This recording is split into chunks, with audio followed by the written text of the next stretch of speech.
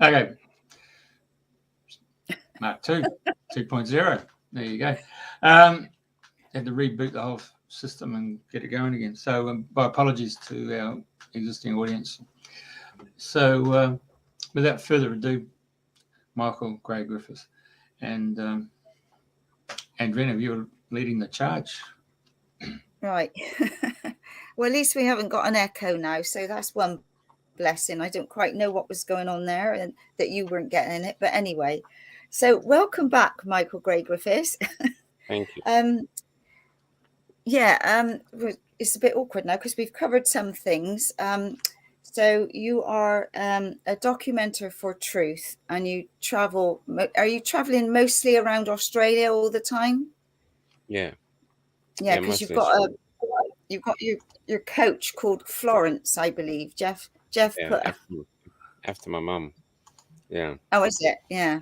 Yeah, my auntie was a Florence as well, and friend the grandparents were Welsh, or one of them was. Yeah. Or her husband, anyway. My dog's asleep. Yeah, that's it. So, how long have you had that? And I probably had that for about 6 months. All right, is that all? 6 or 7 months. Yeah, but I've been on the road. Before then, I was in a swag, mostly, or in another little truck. Yeah. Right. So obviously people can see you coming. So do you get stopped, flagged down, beeped at, and all sorts of things? And do you get people coming up to you asking to share? They want to share a story. They want to know what you're about, or they're asking you what you're about. Yeah, I do. So I generally turn up in a town. Some of the groups, the friendly groups in the town, might know that I'm coming, and I get a prominent park. I park her up, and then I wait. Sometimes that's Traralgon. Sometimes I put it up in. We put up the Forest of the Fallen, and just let that be, and that attracts people as well. And that's it. I haven't got the whole thing. I've got about 100, and there's thousands of them. So that, I don't know if you know what the Forest of the Fallen is. No, I was going to ask you that. Well, I was touring Tasmania, and we came to Launceston. There was a woman there, a young mum, single mum, and she had A4 pieces of paper with a picture of somebody and their story of their adverse reaction, or if they died. And they were on a bamboo pole stuck in the ground. There was hundreds of them, and they were blowing in the wind. And so I did a story on her because I thought it was really beautiful. And I thought it was really powerful and very gentle. And so I did a story, and I called it The Forest of the Fallen, and that name's caught on now.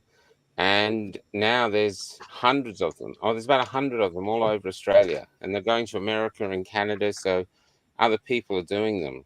And yesterday we had a council worker take them down in Mildura, and we filmed him taking them down, and that's just gone uber ballistic. The Daily Mail's done a piece on it, so so it's sort of telling the councils, you better to leave us alone. We're not doing any damage. It's better to leave us, because if you take it down and we film you, you're going to go viral. People are telling me they've been calling the council all day, telling them off. So this is a picture of each person's loved one that's passed.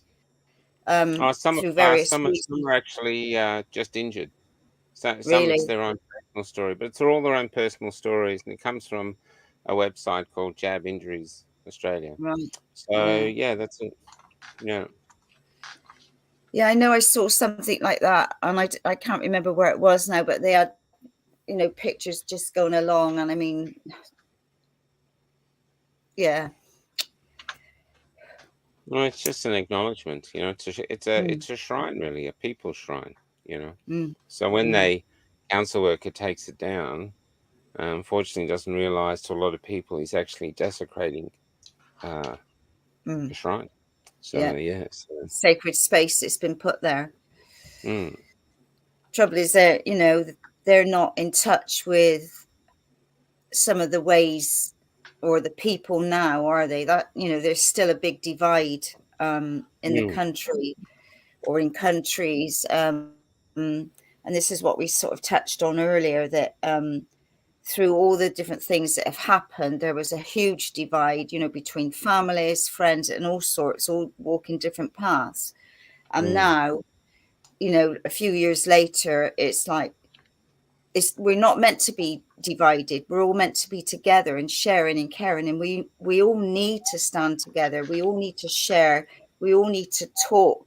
We need to be a voice for others. And this is what you're doing. And I'd like to honor and acknowledge what you're doing over there, because giving a voice to so many people now more than ever, and more people are more aware or waking up to, this is not right, what's going on, or, you know, it's like a ripple effect, and things are starting to ripple out now. So people are, I think more people are ready to share what's happened. But I think talking to a lot of people, it's the guilt they're carrying, that they've had to do things that weren't in alignment, or they've had to do them for their jobs, or all these sort of things. But, you know, there's so much heartache out there at the minute for people struggling. So are you finding that you're hearing more and more of stories really of people waking up, or people don't know how to move forward with what they've done? You know, like you spoke about that lady, a lot of people, the guilt they're carrying, and they've done a job that they had to do through no fault of their own, you know, like blackmailed, if you like, really. Yeah, that's correct. Yeah, I interview lots of vaccinated people now, and a lot of vaccinated people talk to me. A lot of them are injured to various degrees, or have been injured. A lot of them are concerned they don't want to take any more, but they've still got the, especially in the health industry over here, it's mandatory. So if they up it, I think nursing home workers need 5, and Oh my God. yeah, and people are torn between doing a job they love, and a lot of people want to really do their job not just for the money, but it's the social aspect, and it's the feeling of the purpose in their life. You know, a lot of people, especially nurses, I think, nurses find their work gives them great sense of purpose, and that's the nurses I interview who were basically sacked like they were criminals. They, you know, the sacking of them from an email, I think, gross misconduct, simply because they wouldn't, you know, partake in an experiment. They're broken, and they're broken because, not because they're cleaning houses now or picking fruit, but because something they gave their absolute life's purpose to has betrayed them, you know. And now, instead of them being hired back, they're importing nurses to replace them. So they won't hire them back, even though, you know, there's so much truth out there now. It's quite simple to hire them back. You know, just doesn't make any sense not to. You know, these are women and men who've got, you know, some 20, 30, 40 years experience. That's invaluable in a time of where our hospitals are struggling now due to injuries. Yeah.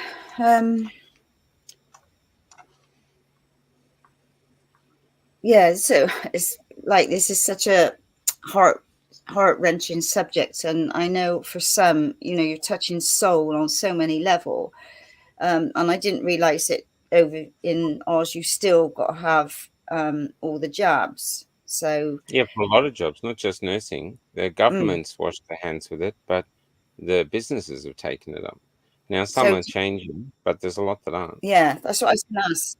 Do you see much changing now of this gradually stopping?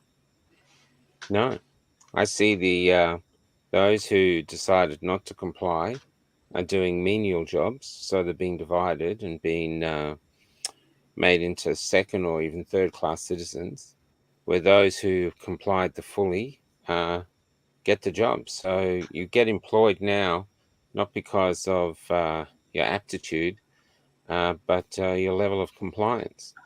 and I think it's eroding the fabric of my country and my culture, and I think we're cutting our nose off to spite our face. I don't think nurses are people that just go, I want to do that. I think they're gifts. These are people who want to care for us, and they want to care for us more than they care about money. And if you get a good nurse, you should treat them with kid gloves. And we violated them, and we don't need to owe them a huge apology and hire them back. And it's not just that; it's nursing home workers, disability carers, doctors. Although I think doctors had more power than the rest. Radiographers, funeral directors. I've met funeral directors driving around the country, unable to do their job, wondering what to do with their lives. Amazing. While getting calls from the government, can you please come back and open up your business because we've got more bodies than we can deal with? But they can't because they won't comply. So it's Australia has lost the plot, is a great Australian saying, and socially, morally, it's lost the plot.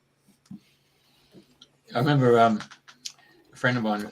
We took a mobile home and we went out to a place called Nanda Gully, population of 9, out in the went there for the pig racing. So all of a sudden you get 2,000 people turn up, and the festivities are fantastic. It was really welcome back to the 1950s where people talk to each other. And it was a great social event. And we chose to drive south across the New South Wales border, and we stopped at a little town, Mungdanoi, and to get the petrol. And it was there we were talking to a truck driver, and just happened to ask him, well, how did you go with the lockdowns and so forth? Oh, yeah.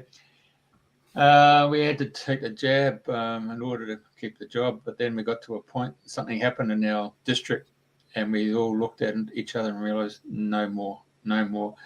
And they realised they needed us truck drivers to get the toilet paper across the border, along with all the grocery supplies.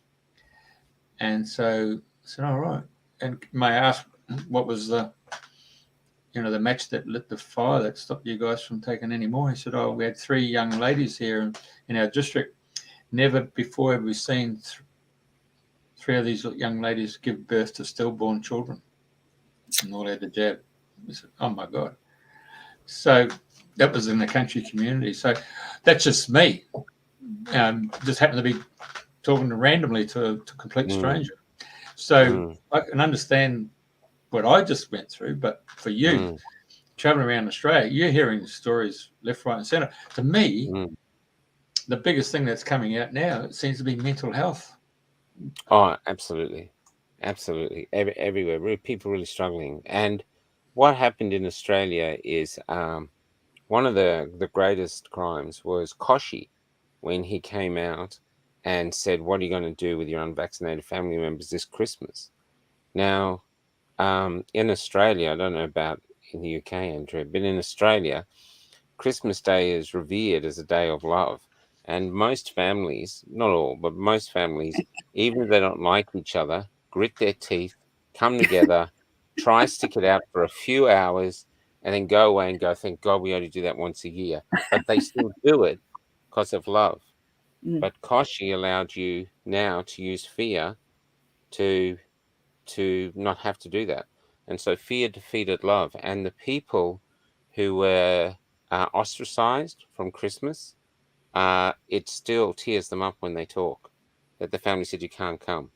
Grandmothers not allowing grandkids to come, or the other way around, grandchildren not allowing grandparents to come.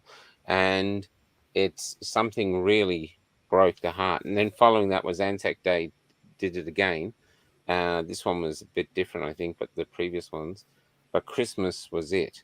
And then it's been going on like that, funerals and weddings where people couldn't come. And they've really got their dividers right into the family unit and done huge damage. And love is the only way back. I'm with you. Forgiveness and love is the only way back. We all need each other. So sometimes with my interviews, what's really great is if people do talk like that, after I put them up, people actually reach out to them again. So there's some bridges being rebuilt once their relatives can see it. Not all the time, of course, but sometimes. So that's good. But it's about building community, isn't it? Yes, that's correct. I mean, or rebuilding community.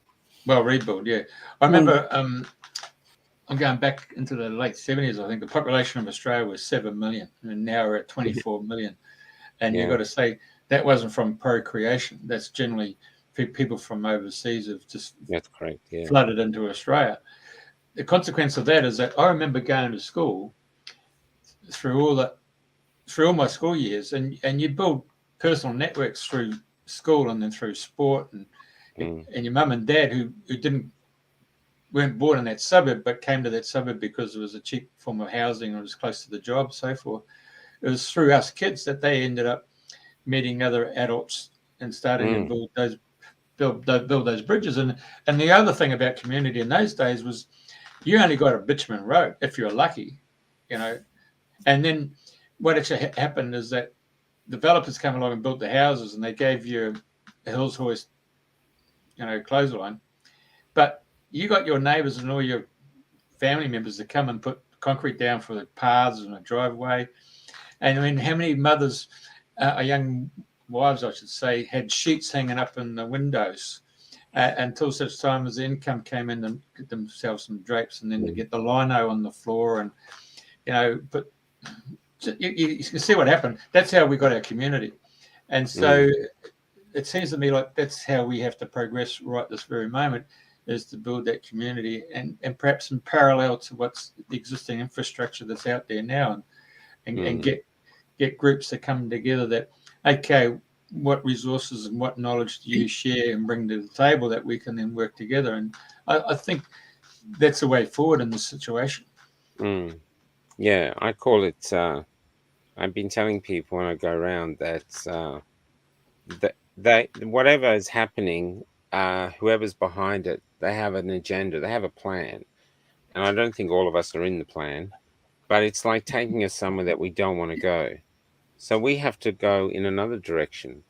And I say to people now, even though you're suffering now, you actually could be one of the most important generations in our country's history, because you could be the architects of the new Australia. It's, even if you don't get to see it because the battle is that long, you'll be setting people in the direction of where we want to get to, with some really core fundamental freedoms that we never surrender again. Value system, get a value system going, and I think this is a time for philosophers, and a lot of Australians, even though they don't know it, they are philosophers. You've just got to get them talking, and once you get them talking, they all have very different points of view, but I think it's very, very healthy to get people talking. And what I'm dismayed about is the more I travel, the quieter it gets. People are really terrified to speak now. They'll speak to me personally, but they won't have anything recorded, not even in audio. They're really frightened of the repercussions, and so they're defaulting to silence. But unfortunately, that's the trap.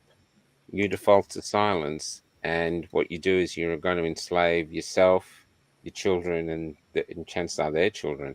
Now is really the time to stand up and say, no, we don't want this, and so and articulate what we do want. So now is the time for Australians to rise and be the generation that the next generation will build shrines to commemorate fabulous victory that we wrought.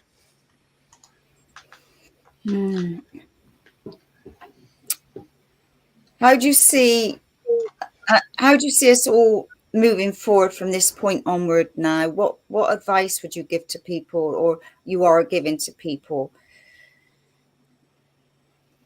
The advice I'd give to the people on our side, whether you're vaccinated or not, that doesn't matter anymore. If you're on our side, no matter how dismayed you get, don't give up.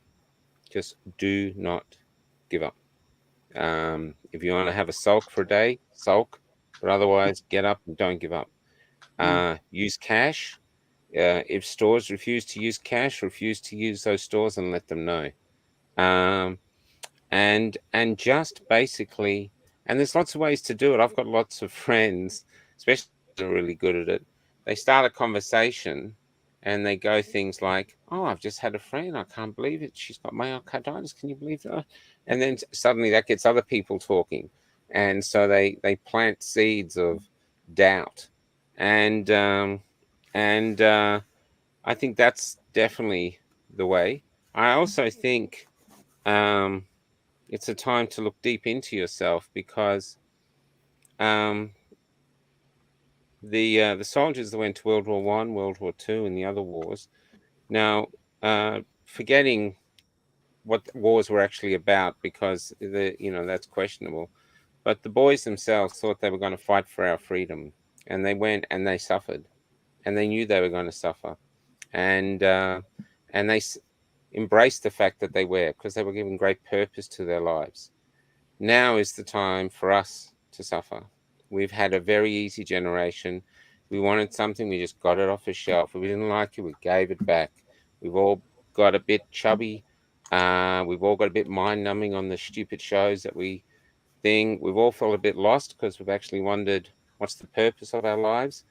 And this battle now, and it's a spiritual battle, this spiritual battle can fill that hole inside you. And what can happen, and I tell this to anyone, especially to men, but what can happen is once you stand up, and it doesn't have to be huge, but once you stand up, you can't sit back down. And the reason being is once you stand up, you're free.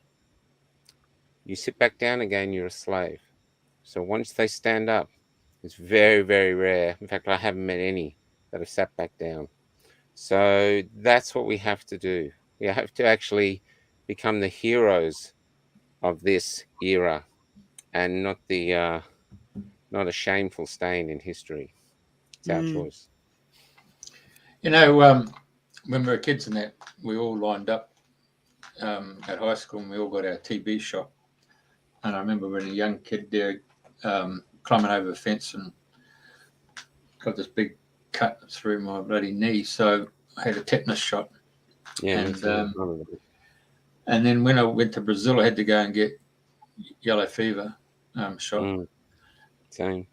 And so when I heard Australia was going to order 240 million vials for a population of 24 for an experimental product, I couldn't fathom out why we need that volume for a small population. When I went to go and get a yellow fever shot, I mean, I had to put in an order, and it was about a week to 10 days, or even had to ring around to find out which laboratory I could go to, and then it was 10 days or something before the actual file was actually dispatched to Brisbane. So I just couldn't fathom out the volume of an experimental product when we've all been used to, having saying tetanus or TB shot, whatever like that. And some people had the polio shot, but to get 10, it doesn't sit with me one iota. No, it's a bit strange, isn't it? It's and they were organized, all these country towns. They came in. I was at a little town called Rainbow, which is on the edge of the little desert, and it looks like an LGBTIQ town because there's rainbows everywhere. But I think it's too hot. There's none of them out there. It's just these old Aussies. And someone was telling me there's only 4 or 5 in the town that aren't juiced, and that the rest were all lined up outside the hospital. I mean, there's been an awful lot of money made from this. You know what I mean? There's been a huge amount of money made, and a lot of that money has been made of the suffering of their brothers and sisters. So that's something that's going to have to be reckoned with. But the rollout, they've been to the Indigenous camps. I've heard stories of the Indigenous, or the originals, as they like to call themselves now, being inoculated in parks basically while they were drunk. too drunk to do anything about it. Interviewed a nursing home worker called Tash, who they were the second nursing home to get it, and they thought they were getting the flu shot. And so when they came back to get the second dose, they said they didn't want it. And they said, we've already had the first. So they didn't even get any informed consent at all. They didn't even get told they were getting it. She's now at home with a very bad heart, can't walk, and actually is very concerned that she's going to die. She's a little 4-year-old girl. And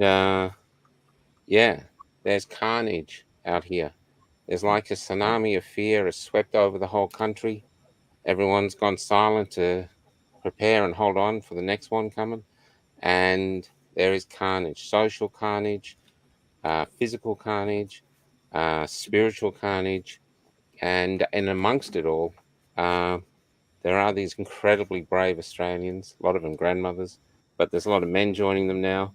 A lot of young people too. I meet young people that are standing the ground, and what they're doing is I think they've realized that under great duress, instead of breaking, they found a compass in their souls, and they can see which way it points, and they just get on that path and head towards what I suppose people could call God, and they head that way. And it reminds me, there's a psalm, I think, if you walk between the shadows, the valley of shadows or something. I'm not a great Bible person. Valley of death. The valley of death, yeah, it reminds me of that. And these people are very committed. They have a lot of losses, like election losses. They try really hard to wrought change. Things don't work, but they don't give up. They get up and they do other things, or the group they're in splinters. So they set up another group, but they keep heading towards the light. And I'm in awe of them. I'm quite blessed to record their stories if they're willing to speak. I feel quite blessed. Yeah, gosh. I know, like we had stand in the park groups here that really took off, and there were gatherings everywhere. And I think you had them in Oz as well, didn't you? I think it started in Oz. Stand in the Park started from an Australian called Brody, who I'm yet to interview. I'd like to interview, but he's pretty secretive. And that's in every town. Sometimes I go to a town, if I actually go, so where do they have the Stand in the Park? And it's entered the language now. So the vernacular. So they go, oh, it's down over there. Even the other side knows. So that's really interesting. And it's a very beautiful, powerful, simple way to protest, Yeah. And I mean, and if people are on the edge, don't know what to do. I mean, if they just find because yours on Sunday, I mean, ours was on Sunday mornings at 10 o'clock. Yeah, that's right. That's correct. And, if people still head to those parks and just, people welcome you, and it doesn't, you're complete strangers, but next minute you're talking and you're all sharing, it's bringing back coming together. And that's so important more than ever. Well, it's a really cathartic process, isn't it? Because if you go down and meet like-minded people who have gone through the same, or you're walking in the same moccasins as them, it's almost like the old days of going to mass and then asking to go and have some confessions with the priest. So that cathartic process of being able to speak from your heart and soul with other like-minded people, it just helps your mental health and your capabilities. And staying in the park also means you're in nature, and also you're getting the sun and getting that vitamin D into your body. Well, that's right. You're in nature. It saved a lot of people. It's done a lot of good. There's a lot of, because what it does is when you turn up, you have your tanks refilled, because out in the other world you can really feel sometimes you're going crazy, and so it helps you regain your sanity. It's a beautiful thing. So the elephant in the room is my fellow. The elephant in the room is my fellow media players in the print media and the radio and TV who've been promoting the aspect of you're nearly dead and gone and buried. And I mean, in the advertising world for this media industry, you know, you either get funding from the federal government, state government, or councils. It's either real estate developers, it's either the financial industry, and the car industry, and these are prime sources of income coming through. So if you're dead and buried, and you want to maintain your job, I mean, and your business, I mean, you're going to be. And as you know, in the old days, you'd go and say, "I'd like to take some advertising with your newspaper, and can I have some editorial?" And they'd say, "No, I won't do that. We'll give you some editorial." But if you were chucking in $100 million, Rivers of Gold, that's what they called it, wasn't it? Like, the advertising was called Rivers of Gold.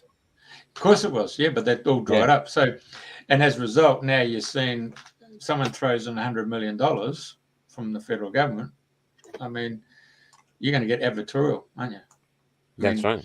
That's and advertising radio, they'll say, okay, we're going to charge you $130 for an ad, and you've got to have 20 ads. But I'll tell you what, we'll give you another 10 ads as complimentary. So in other words, instead of divesting the $20, $130 an ad and bringing it down to 75, they're maintaining their rate card at 130, and then people don't have to see that they're giving them a free 10 ads, or they're giving them a blurb by the announcer giving it a kickstart. You know, we used to call it hero worship. Today's new terminology is influencer. It's the same thing. Yeah. That's really interesting. Yeah. So I mean, a lot of old journos. You know, there's in Perth. There's a great journo over there. Used to be a major journalist. He's on our side now. He weeps for what's happened to journalism. There's another photographic journalist in Albury. I'll probably run into again. He does the same.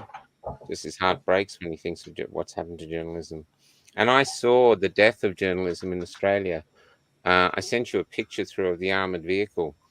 That was shot over my shoulder in the city of Melbourne on the morning of the Shrine protest. And one of them shot this guy here running, jumped on the kid next to me, and I'm pretty sure he came down. Whoever he down, this guy really brought him down.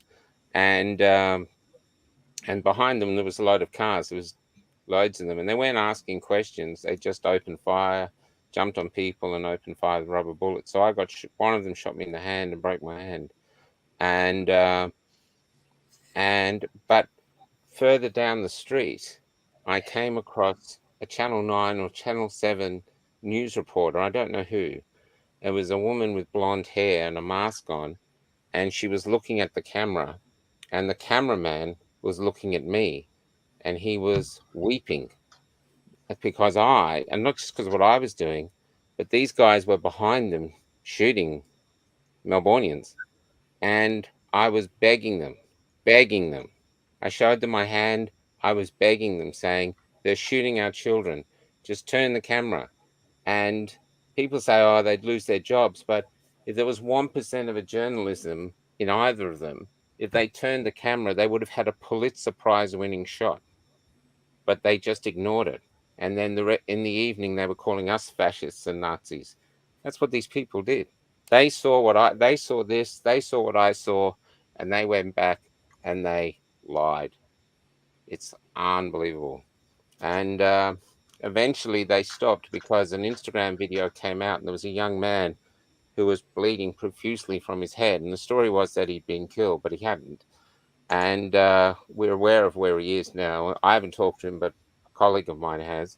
And he's too terrified to speak. But then they stopped shooting. And they must have thought they've gone too far. But they weren't just shooting young people. There was grandmothers in the crowd. I have a friend. She actually ran into a card store, put on a mask, and pretended to be reading a gift card as these guys came in with their weapons looking for anyone, and they just walked past her. She said she was terrified. But she still didn't go home. She still came back, and we all got together in this crowd, and we kept on protesting because I was about to leave, but these three young girls said, I'm not leaving. I think they said something like, this is bullying. We want our freedom. And so they marched back into the gauntlet. And I thought, well, I'm an old man. This is my fight, not yours. And so I followed them, and the rest is history. So what made you pick up the camera and then decide to go and interview people? Well, I was sort of just before the shrine. So I was a playwright. With the first lockdown, I bought it. I thought, okay, I think it's been an engineered virus. They hadn't talked about the vaccine then. I thought they were like trying to protect a viral spill, really. And so my playwriting stopped because every theatre in the world was shut down.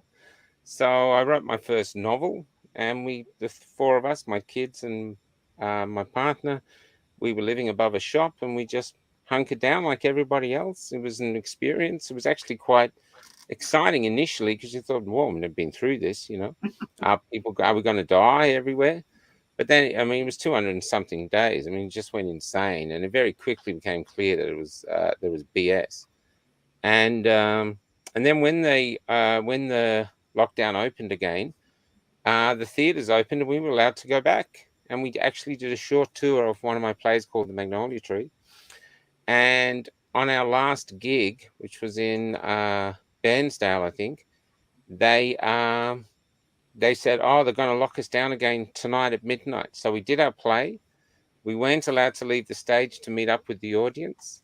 We jumped in the van and we raced back to Melbourne thinking we're not going to get back to see our kids because they're going to lock Melbourne down. But there was no one there to stop us. And then when that lockdown finished, they said they started celebrating the fact that they're going to open the theatres and segregate audiences. And I was, there's a director, I don't know if you've heard of him, called Bruce Beresford. Yeah, he directed Breaker Morant. Well, they got some funding because of the success I was having to direct one of my plays in the town called Sale. They got about 100 grand. And he came on board as a director, and I met him, and it was really exciting. And we thought, wow, we were all worried about COVID, of course, shutting the world down again, but we were really excited.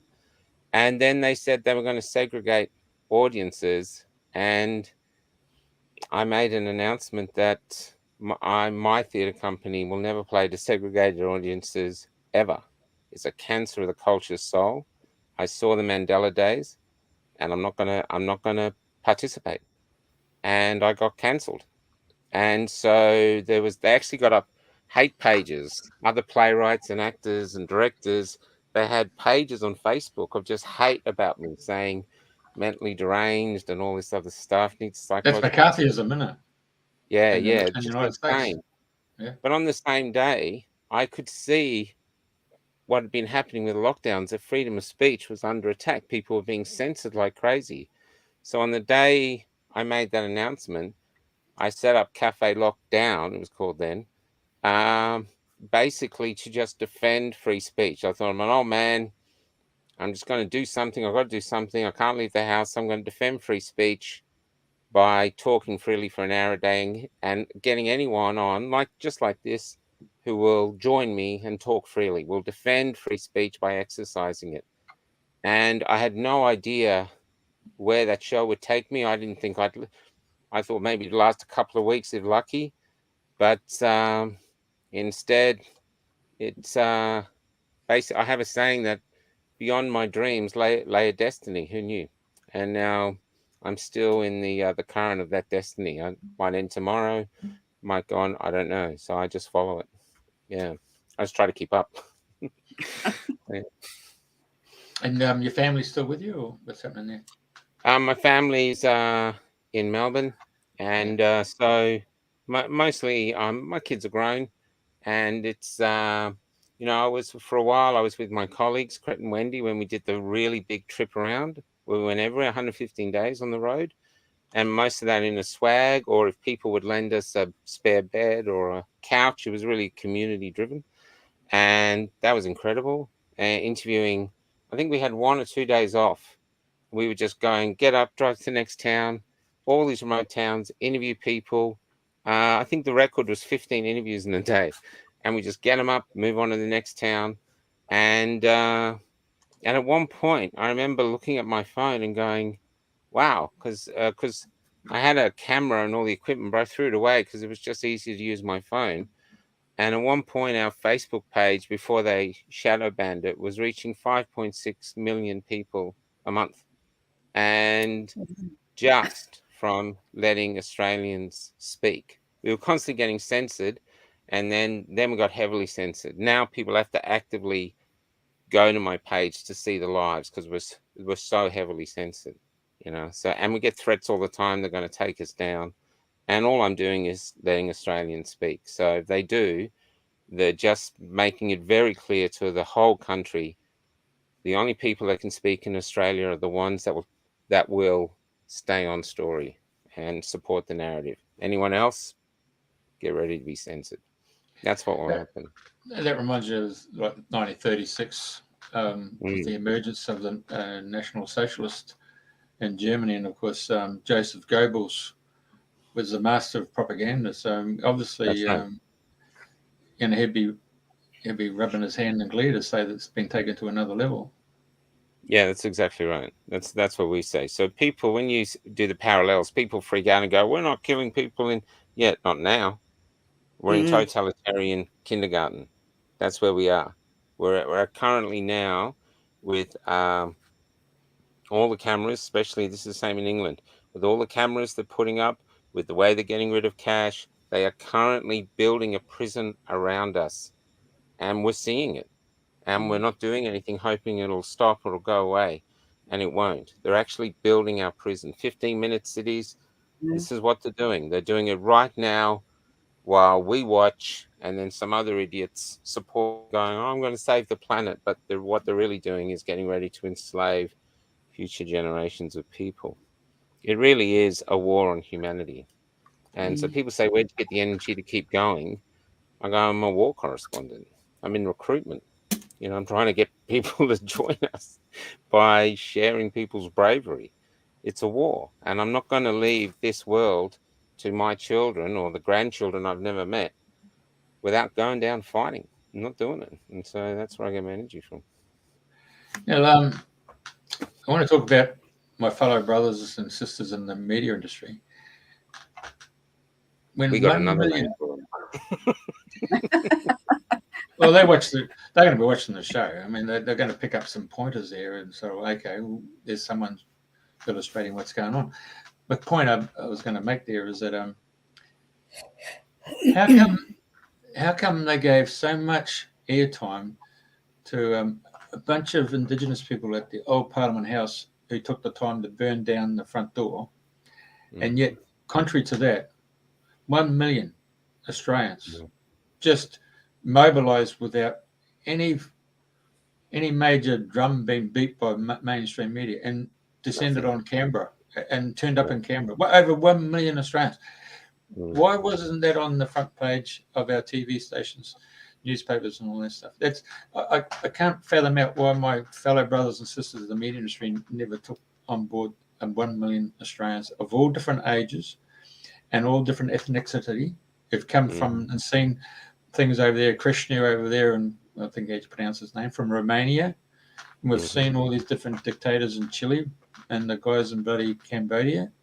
I mean, these people have been genuine refugees who come to Australia and seen what's going on, and we're standing side by side. They know it. One of the, before I talk about ethic, one of the most profound moments was the real goal was that they'd locked the WA border, and my mother's in WA, and so that was one reason to go see her, because basically they were making it look like I never go see her because I'm not unjabbed, and two, I thoroughly believed that it was a bad law and bad laws need to be challenged. So the first big tour called the Deplorables, where the first goal of that was to get across the border during the day, you know, and actually get in. And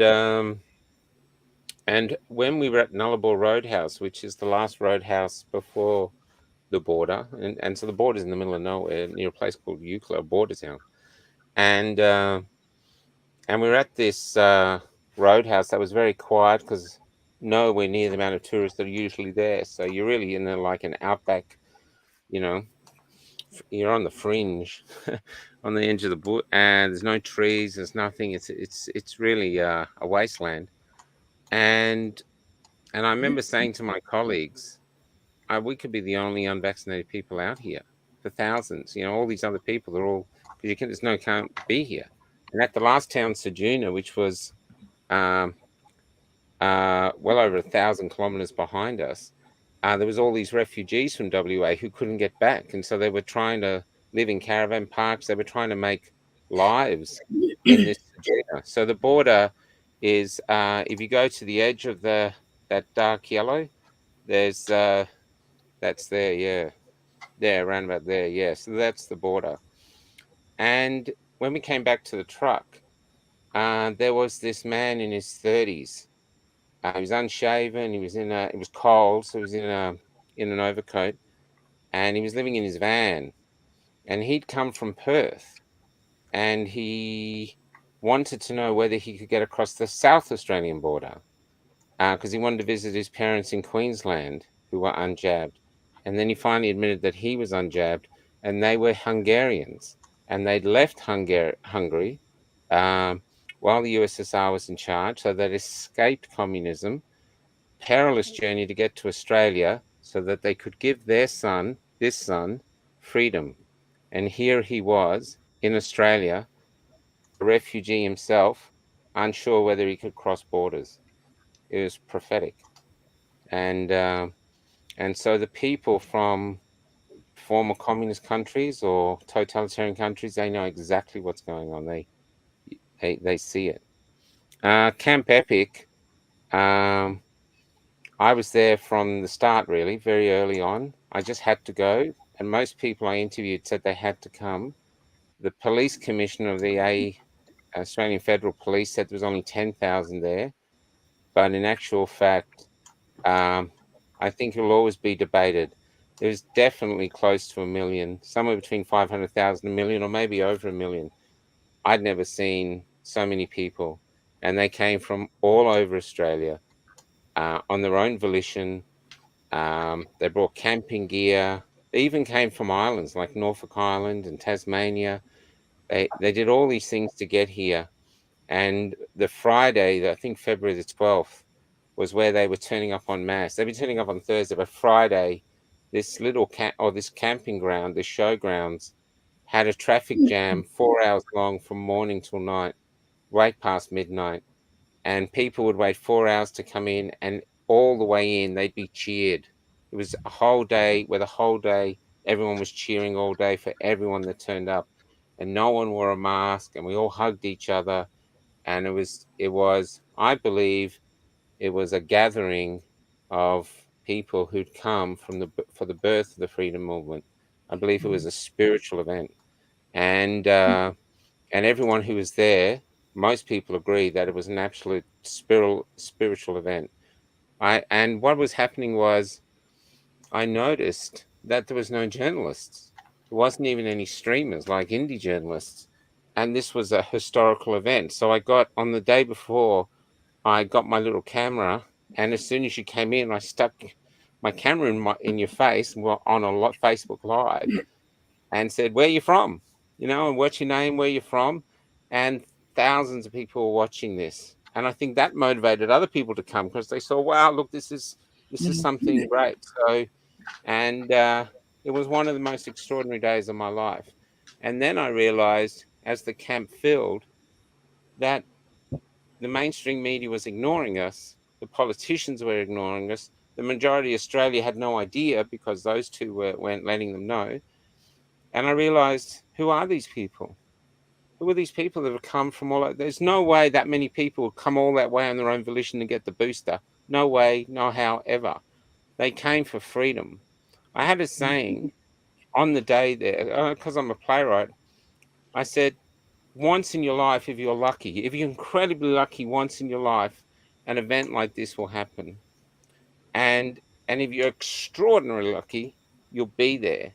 And what happened on this dead, sort of hard, cold earth, especially the back showgrounds, was a flower, a really extraordinary rare flower emerged.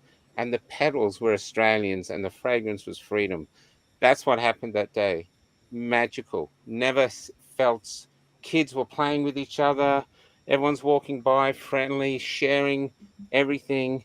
It was extraordinary. Everything that was good about Australians was there. It was amazing. Where was I going with that? But that's my what understanding started that they cleaned up the site too, isn't it? They cleaned up the site before they left. Right. Yeah, and that's right. But that's what it was, though. They no one knew who these people were. So that's where it really started. I just started going, what are you doing here? What's your name? What are you doing here? I gave them the first act and they filled it in. And that's what I started doing. After about 22 days, I left Canberra in this little truck, which had End the Mandates on it. And I had a Polish guy with me, and we went to Sydney. And then when we were coming back to Melbourne, we stopped in a town called Orbost. And there was all these people waiting to meet us. And they wanted to tell their story. And so I sat there and I recorded their stories. And then I said to my friend Cret, there's a whole huge swathe of Australia that none of the freedom movement knows if there's anyone out there's on our side or not. It's just silence. I think we could do this all the way around.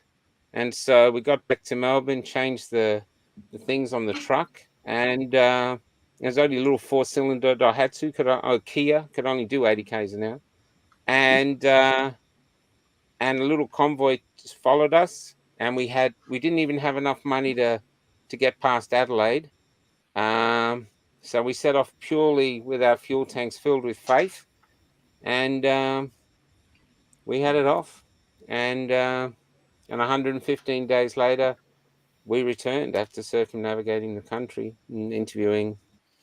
Well, I have no idea how many people we interviewed. And that was it. Yeah, it was extraordinary. And every town we went to, apart from one that didn't know we were coming, it was very remote. Every town we went to, we found resistance. Every single town.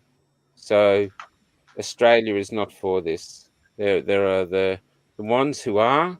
Then there's this silent mob who are thinking, I don't like the way this is going, but I don't like doing anything about it, so I'm just going to wait and see. And then there's this active tribe of people who have the courage to stand up and be counted. And that's who we've been reporting. You made a point about the cash and people being forced, businesses to take cards rather than cash. The most important thing to happen in Australia happened on Anzac Day, Easter weekend, and one of the largest suppliers of building material and Bunnings. So I suppose in the UK it'd be B&Q. B&Q, that's right.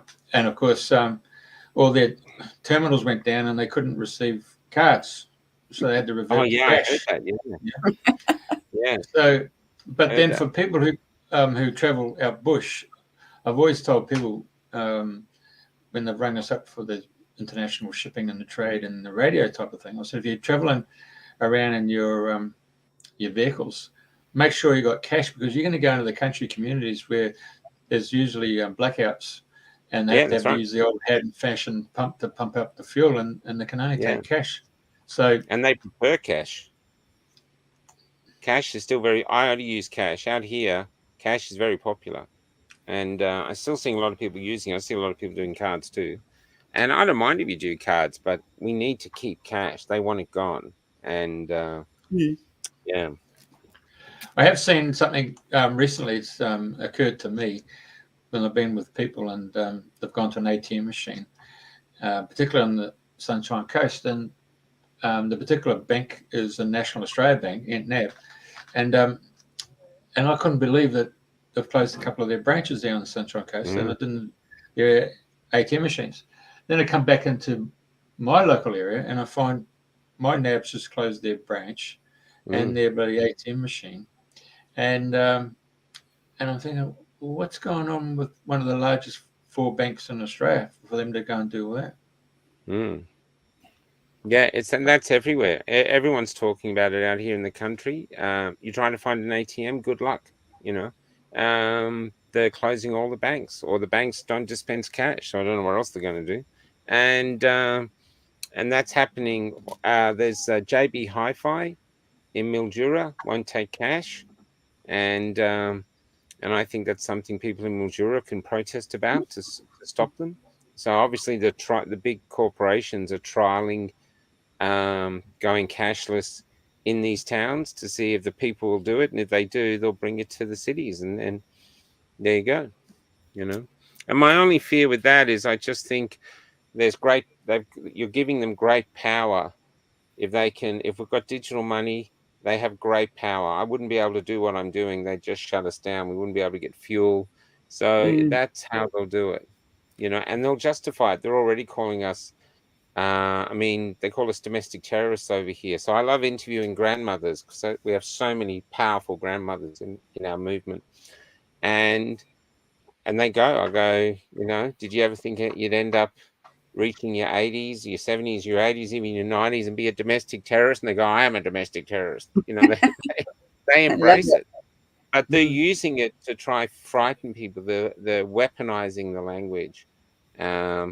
It's like the system is becoming brutal. The people are still good within it, majority, but the system is becoming brutal. And it must be rallied against. It has to be. We cannot live like this. We're human beings. We need each other. We're a social animal. AI and all these other things should be there to enhance our lives, not incarcerate us. I know. I'd like shush a minute before I lose my thread. But going back to Canberra, it was like a huge soul calling for people, wasn't it? They didn't know what the soul called them. And I know Sequoia's watching, and I know she was one. And, you know, I watched so many videos of people coming together and all what was going on. And it was so lovely to see all these souls come together. And that's what it's about. It's about us all coming together now more than ever. That's what everyone I interviewed, everyone there said they were compelled to come. And even the ones who felt they wanted to come, who I've interviewed, said, I had a real calling to come, but I just couldn't. I really regret it. But the ones that did, I mean, I've met so many people that said they went to bed and then they got up at 4 a.m. and said, come on, kids, threw them in the car and going, what are we doing? And they were gone. And these weren't families that could afford it. This was single mothers. There was a guy in Perth who's my favorite, called Colin, I think, 82 years old.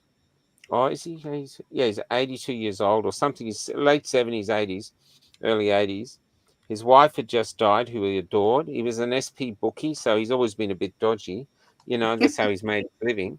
And he's never been to a protest in his life, never had time for protesters. But something was happening to his country, and it really spurred him into action. And so in his tiny little blue car, like, you know, something like a Corolla, he picked up another guy who wanted to come. And the two of them drove across Australia to Camp Epic, stayed there for a couple of weeks, drove back. When they got back, they couldn't get in. The Victorian government wouldn't let them back in. And eventually he said, stuff it. And he drove across and he went 900 kilometers, because it's 900 kilometers from the border to Norseman, which is the first town. And he drove there, and they chased him down the road in his little blue car, this little old man.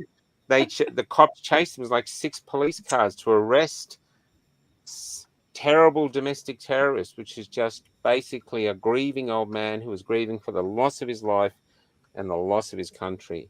And now they've created this monster of a freedom fighter. He's so articulate. He talks to the cops. He doesn't hit them, but he just goes, what are you doing? You know, he just really bangs on in their conscience. I've seen him, he's been arrested. He's had his hands. They've heard him when they've arrested him. He's a real hero. What he should have done in the era that I grew up in, they would have made a film about him, probably stuck Jack Thompson or Sam Neill, and made this wicked road movie that was just, when we'd all celebrate it as like the movie of the decade, this great movie of this man. But instead, he's vilified and domestic terrorist. And in WA now, they have laws that are even more draconian than Victoria's. Now, I want to talk about those. In their laws, they have the right, if they decide that you're a danger to society for just doing what he's doing, they can come to his house, seize everything he owns, don't need a warrant. He's not allowed a lawyer. They can take him somewhere of their choosing and inoculate him whatever they feel they want to inoculate him with against his will. So if you're a freedom fighter in WA now, and I have several friends who are, they are the bravest at the moment because they're really living under the threat of losing all their rights. In Victoria, we fought the bill before Epic called Kill the Bill, or maybe it was after Epic, I can't remember. And it was called Kill the Bill. And Dan Andrews brought in changes. He actually got rid of habeas corpus. So the first time since the Magna Carta anywhere in the free society. So he now can decide, okay, that Michael is a threat. I get thrown into a camp. I can be there for 2 years. This is in the law. This is law. The politicians passed it. Once a week, I get to write to the warden to say, I think I can be let out now. If he likes my letter, he can send it to the show officer or the health department or someone in the government, and then they might let me go. If after 2 years they decide that I'm innocent and I never did anything and they let me out, I have to pay for my incarceration, even if I'm innocent, and I have no right to sue the government. That's the laws they brought in. I had Romanian lawyers who'd been Romanians, lawyers who'd been the Jewish lawyers who were the ancestors of Auschwitz parents, and they were horrified and fighting along with us. We had people praying in the streets trying to stop this law coming in. There was, I think at one point, there was somewhere between 500 and 700,000 Melbournians, or not Melbournians, Victorians. They all came from the country towns saying no to this law, and they just let it in. They just let it in. Extraordinary. Australia's gone. Australia is gone.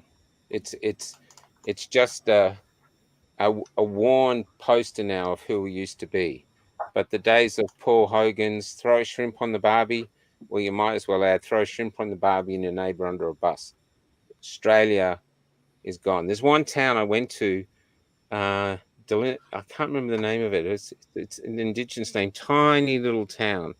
It's only got 1,200 full-time residents.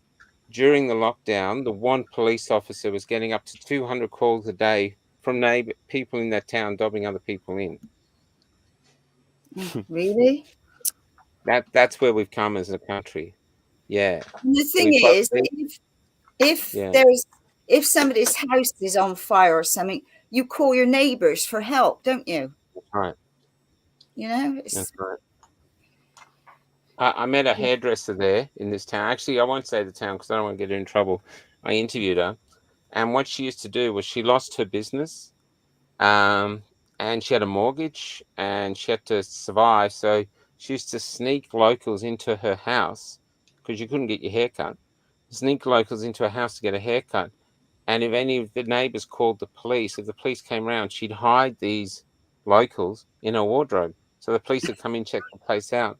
And this poor schmuck is in a wardrobe with the scarf, with this thing around his neck, waiting to get his haircut, terrified that he's going to get arrested and a massive fine. I mean, it's madness.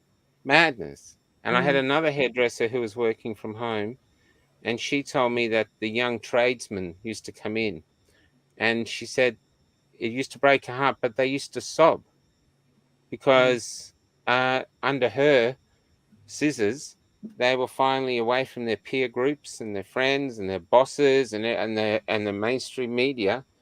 And they said to her, they never wanted to take it. They feel violated. They feel this, and they'd sob. This is young men, and this is what's happening in Australia now. The freedom movement is different because we're basically openly ourselves.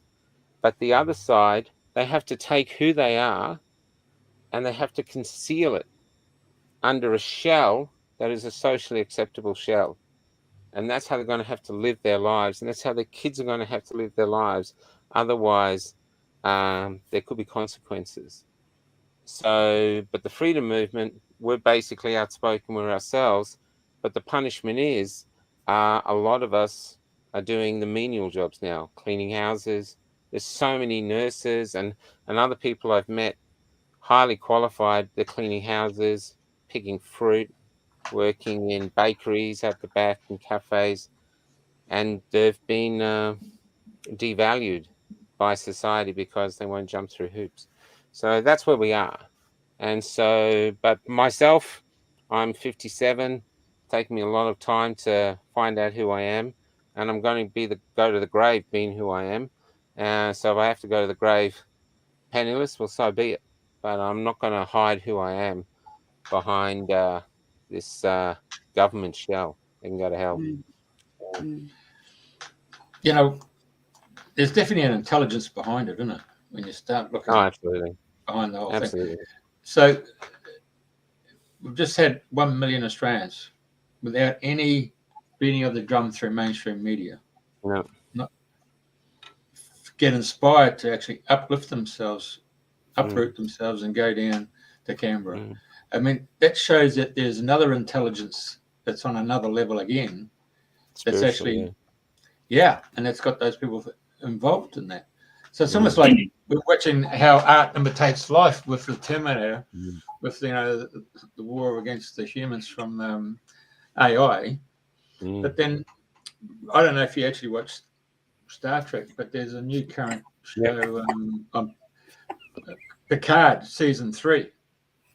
So I don't know if you've seen Picard season 3, but it's a really genius way of actually saying, hello, we've got a problem here where a virus has been installed through the transporters that's got into everybody who uses a transporter in Starfleet.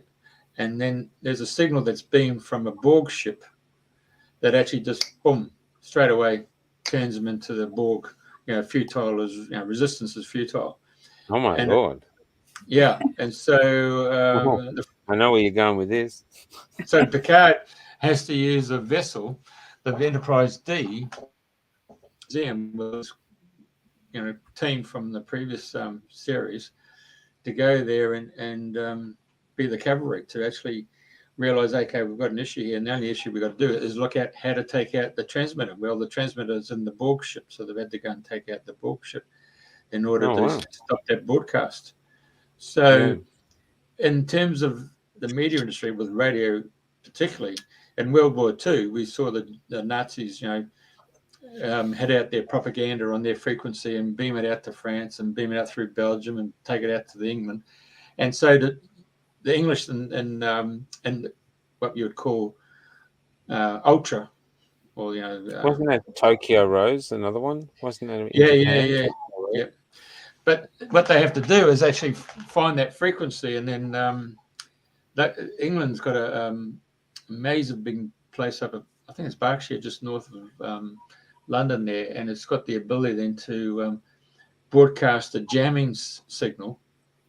So they can get on that frequency and hit it with so much power as a carrier wave, and then knock out the Germans from hitting them with their propaganda. So, there is a war, and Bletchley Park was the home of the code breakers, and that whole concept is out there. So really, I would have thought that our military people would have been more alert as to what's going on. And there's another play there, and that play was carried out by Trump when he set up Space Force and created a fourth, well, you could call it the fifth, actually, military force in the United States. So where are we going with this technology that's well advanced that's not actually in mainstream? Because that's what normally happens. Normally these devices and all that stuff are probably 20 years ahead before it gets released into the mainstream society. So how far advanced are we, And because what I'm saying to you is that if 1 million people just inadvertently just got up and went, some intelligence mobilized those people. And so the same but a different form of intelligence reached out to people to go and buy toilet paper. Why did that all of a sudden around the world people would want to go and buy toilet paper? I mean, that's a great point. That's still been a strange thing because it's never given anyone diarrhea. It's even side effects from the vaccine aren't diarrhea. So there's that's really, really, really interesting. Yeah. So what broadcast that to get people mobilized to go and do that? Yeah. I mean, so, these guys in the CIA in the 60s were working with, psychics and all that stuff because the Russians were working with psychics. And then they were looking at parapsychology and looking at the brainwave and all that stuff of humanity. So I'm quite sure if you could find the frequency level of humanity, you could broadcast on that. And then you could actually... that's really interesting. Yeah. Because the toilet stuff was crazy. I've got a joke that if you want Australians to fight for freedom, wrap it in toilet paper. It's the only thing we've seen them fight for. It's just the truth. I'm sorry. That's it. It's because they were actually physically fighting in the aisles. And, so, yeah. Yeah. So all I'm saying is someone's broadcasting a signal that mobilizes it so they could actually test it and see how it would work. Yeah. Mm. So my point is that... that's that thing now they showed you. Sorry, go ahead. Yeah, my point I'm making is that those people who have done the spiritual journey and have done the deep-seated pranic healing, or they've gone into deep state of meditation, any forms where they've actually been able to adjust their brainwave activity, so whether it's alpha, beta, delta, or theta. So if they've been able to raise their vibration, then they've been able to step out of that broadcast. Because I couldn't understand why people were running around buying toilet paper. For me, I just couldn't fathom it out. Yeah, that's right. There's a lot of things I don't understand anymore. You and me both. God. We got a joke that you will always tell the our side by how strong our necks are because we're constantly shaking them. Like, what the, Yeah. So we have to try to constantly. Good exercise. Yeah, I got a friend that he goes. He does a show called What the F, and he's never out of material because that's how he sees the world. Nothing makes sense to him anymore. So yeah, and now they're doing things like cancelling Tucker Carlson. So obviously, I'd say my days are numbered. And sorry, what did you say? They're cancelling Tucker Carlson in America. They sacked him. And the CEO of Veritas, who did that great Pfizer reveal, we got that guy talking about Pfizer. He set up the company Veritas, and they got rid of him. So they're the huge power out there to silence us. Absolutely. And sadly, I don't know about England, but there's a lot of Australians that'll just go, oh, well. And so, yeah. So, I don't know. I wouldn't be surprised if we wake up one morning and Calf Head Off that's been deleted. Yeah. Well, you're doing a fantastic job. I really honour what you're doing because it's not easy to listen to all those stories, but obviously it's just so needed. It's so important. So I tell everybody to follow your journey and to support you and help you, and we'll share this far and wide. Thank you. Yeah, really honour what you're doing. Thank you. You're welcome. Thank you very much. I'm hoping that my fellow brothers and sisters in the media industry pick up the story and realise that there is a story here, and they could go down the rabbit hole. And they've obviously taken the blue pill rather than the red pill, but there's a choice. I've got a few journalists that are trying to do stories, but they keep getting their editors say no. So I've got a few who talk to me regularly, and they're very frustrated because their editors just go, no, they can't. They're not allowed to portray our side favorably, which is, it's like getting an editor in pre-war Germany to do a good story on Jews. Ain't gonna happen. And so, and that's us. Andrena, you got something? Well, no, I mean, I just can't thank you enough for taking your time to share your story and what you're doing and the difference that you're making. Yeah, it's just amazing. So one thing I would like to ask is, obviously on your traveling, have you got your compass set? You're going to go across this way, or do you just wake up and think, today I'm guided or feeling to go this away, or how's your journey led? I do this trip. I have sort of an itinerary I'm trying to stay to. So it's Echuca tomorrow, and then Bendigo and Ballarat and Geelong, and then back to Melbourne. But I personally, if I get a story and I'm close to it, I'll go there to get the story in person rather than Zoom. And I'm somewhere between Milton and Echuca at the moment. I'm not sure, Woodwood or something. There's nothing here. It's just a tiny little van park, and I'm right next to the Murray River. And but I know this will sound odd, but I actually don't feel I'm in charge of my itinerary. I feel that there's a great lot of, even people yesterday at this town were saying, "Oh, I've got a feeling of deja vu." It's really strange, but I won't go any more than that. I'm just telling you, incredible things. Like the other day, I was quite down, and I camped in the bush by myself just to try get myself together. Not that I was depressed, but you're hearing so many awful stories and this and positive stories, and you're just trying to focus. And because I try not to go down too many rabbit holes.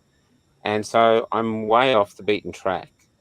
And then suddenly got my dog ready to go. We're all ready to go. I'm just having some muesli, and a Harley Davidson appears out of nowhere and is coming towards the bus. And I was thinking, okay. And so I went out there with my bowl of muesli, thinking this can go one of two ways. And Clint Eastwood, eh? yeah, and he turns up next to me in all these black helmets and stuff, and I'm looking at it thinking, what's going to happen now? And he goes, "Hello, Michael." And he was a deeply spiritual man who lived on a farm about 50 k's away, and he came and he wanted to share his story, and he wanted to pray, and it was like an angel turning up. And that's what it felt like. And I don't want to go too far down that thing because I don't want to sound like a nutcase. But that's what it was like. Very holy man. The bike was covered in crucifixes, and he really gave me a lot of hope. It really was incredibly moving. And then with my tanks filled, I headed off to the next town and do what I do. Right. So on the site there, we've indicated there that if people like to, they can help with your expenses. Yeah, if you go to cafelockdout.com, there's a donate button. If you help, it all goes into fuel. And yeah, it all goes into fuel and just, yeah, we live pretty frugally. But, we've got a generator. We got a Starlink from Musk's Starlink. So we can do a show from whenever. We did one from the middle of the Nullarbor, right in the middle of the bush. Even here now, I don't know where, I can't even know where the town is. This is all us now. We're thoroughly independent. I don't know so much journalists as historians, as we're just getting people to speak. We don't edit it. We let them have their say. Australians, I think most people are great storytellers. And what we've been taught from youth, from school, is that we don't have a story worth telling unless you achieve something extraordinary. If you win a gold medal, then you've got a story worth telling. If you just, live your life, then you don't. And in actual fact, that's complete bullshit. People have incredible stories and really deep insights, and I love those stories. I really love them. This was at the back of Burke. And back of Burke is about as remote as you can get, and so we were testing her on a dirt road, and she actually broke down just after this. and I was stuck in the back of Perth in a broken bus. And what I found out was if I turned the key every 10 seconds, she'd go. And I thought, well, I can't do this all the way back to Melbourne. It's thousands of k's away. So I'm Australia's oldest diesel mechanic apprentice. But she keeps going. She just keeps going. She's a tough old thing. And so if you see us and if you want to tell your story, and I urge you, we have a saying. It's on a fridge magnet here somewhere. This is our new saying now that we use. I don't know if you can say it. A great guy in Cooktown sends them down to me. Freedom breeds hope. Silence breeds slaves. When you find the courage to speak, your mouth becomes the womb of your children's liberty. So that's our mantra now. So I urge people to speak, and even if it's going to suffer, well, suffer. You'll feel better for it, and the suffering won't hurt as much as that regret inside you. And especially if you do finally see your children or your grandchildren or even other people's children going into this slavery, you'll give everything away that you decided to keep. Now you'd give it all away to come back and fight for their liberty. That's where I truly believe we are. We can't get a social credit card system. We've got to keep cash. We've got to be a free country where we're allowed to speak freely. Actually, just to finish, these are lessons I've learned from the road. I believe the Western civilization, America, England, Australia, and others, but those three, say, or New Zealand 4, we used to have 2 freedoms: freedom of choice. You had freedom of choice, and freedom of speech. Now, if you've got those 2 freedoms, and you don't have to use them. If you want to be a slave, you're free to be a slave. But if you have the courage to use your freedom of speech, freedom of choice, and speak, and exercise freedom of speech, they become parents for another freedom, and that is the freedom to discover who you are and be yourself, and be the best version of yourself. I think that is might be a challenge or a goal we are given from the universe or God to find out to become the best version of ourselves. It might even be the Holy Grail. And so to me, that is why people have risked their lives to come to this country. They don't get on dodgy boats to come here to own a milk bar in Coburg. They come here to give their children that freedom, the freedom to be themselves, follow their dreams, and create a world that we all benefit from living in. That's what we're fighting for. We can't give up. Right. Well, I think on that note, I got no idea what the time is. But it's been an absolute pleasure listening to you and your sharing, and I can't thank you enough for being our guest this week. So thank you. God bless.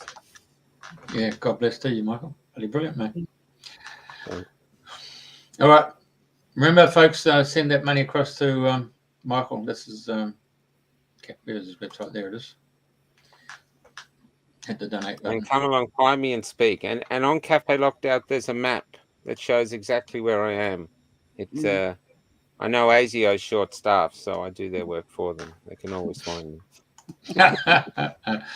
All right. Thank you very much for sharing your wisdom and knowledge, and thank you for, as I said at the beginning of the first particular show, I saw you as Kerry Packer's 60 Minutes with Jan Event, Ray Martin, Ian Leslie, and George Negus, and Australia really needs.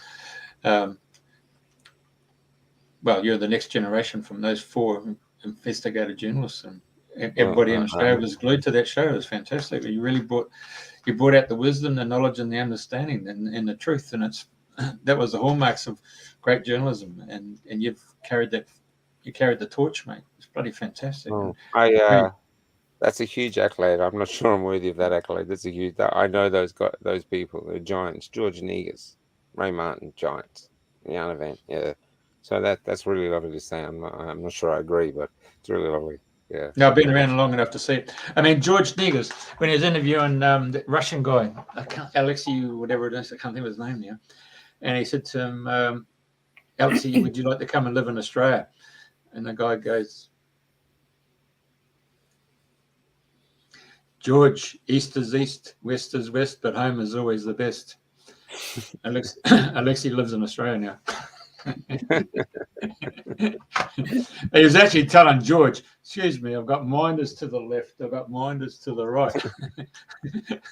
And he came with a great rhetorical response. It was fantastic.